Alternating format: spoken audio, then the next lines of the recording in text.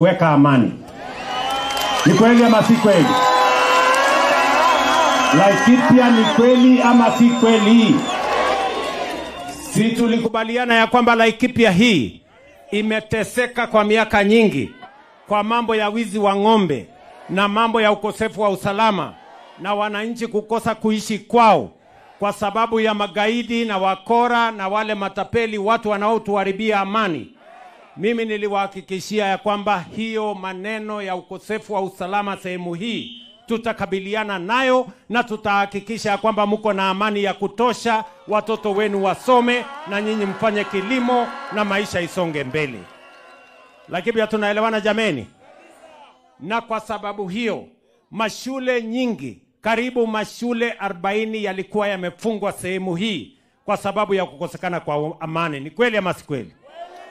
Na niliwaambia mbali na kuweka amani, na mimi leo nimekuja hapa na naibu wangu Profesa Kithure Kindiki ambaye mnamjua, alikuwa waziri wa usalama. Si ndiye alikuwa waziri wa usalama hapa? Na yeye alishughulika, nilimtuma hapa ashughulike na mambo ya usalama wa sehemu hii. Tuweke wale NPR, tuhakikishe ya kwamba kuna barabara, tuhakikishe ya kwamba wananchi wanaishi kwa usalama. Mimi nikikuja Laikipia leo, mimi naelewa watu wa Laikipia kwa sehemu kubwa, almost 70-80% kumepatikana usalama hapa Laikipia. Ni kweli ama si kweli? Si ni kweli? Ile sehemu kidogo imebaki, wale wajeuri kidogo wamebaki, mimi nitashughulika na wao. Lazima wakome kuleta mambo ya mauaji na mambo ya kuharibu mali ya wananchi na mambo ya kuiba mifugo ya wananchi wa taifa letu la Kenya. Mbali na kudhibiti mambo ya amani katika sehemu hii, pia tulisema lazima tuwasaidie wananchi wa sehemu hii kwa sababu kwa miaka nyingi wameteseka, mali yao imepotea. Pia tuwasaidie na kusomesha watoto wenu.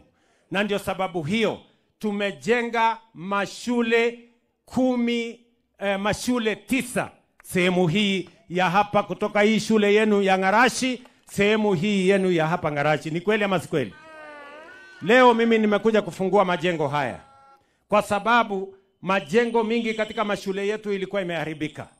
Mashule yetu iliharibiwa na wale wezi wa ng'ombe na kuharibu mambo ya masomo na mambo ya maendeleo katika sehemu hii yenu. Tunaelewana watu wa Laikipia? Sio shule hii ya Ngarashi peke yake. Shule ya Kirima tumejenga. Shule ya Nyakenywa tumejenga. Shule ya Thigio tumejenga. Shule ya Katirima tumejenga. Shule ya Muteta tumejenga. Ni kweli ama si kweli? Shule 9 tumejenga sehemu hii. Lakini huyu mjumbe wenu Daktari Karani anasema mambo bado. Anasema bado kuna shule nyingine ambayo pia inataka tushughulike nayo. Ni kweli ama si kweli? Na kwa sababu huyu mjumbe wenu ni mtu wa bidii, sasa namwambia Bwana Mariro ambaye ni PS wangu wa mambo ya usalama ama ya defense, si ndio? Hiyo kazi nimempatia. Sasa hiyo shule imebaki, shule ya hapa Laikipia West, shule ya kule Laikipia North, shule ya hapa Baringo. Wewe ushughulike nayo, mimi nitakuongezea pesa ndio tuweze kujenga mashule yote, wananchi wa hapa watoto wao wasome. Tunaelewana jameni? Kwa sasa tumetumia karibu shilingi milioni 200 kujenga haya mashule karibu 9. Tutaongeza pesa ingine kwa sababu ni ya muhimu. Kila mtoto wa Kenya apate nafasi ya kusoma. Ni muhimu kila Mkenya mahali alipo kuwe na amani, ndio tuweze kushiriki katika ujenzi wa taifa, Kenya iweze kusonga mbele.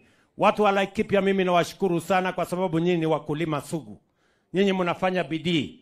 Nilisimama hapa nikawaambia tutawapunguzia gharama ya mbolea.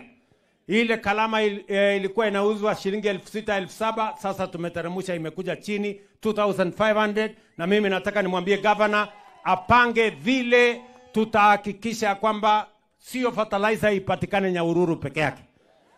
Lazima ikuje hapa Sipili, lazima ikuje hapa Kinamba, lazima tutafute store ingine karibu na nyinyi hapa, hata kama Muhotetu, ndio tuhakikishe ya kwamba hamusafiri kwenda mbali ati kwenda kutafuta mbolea.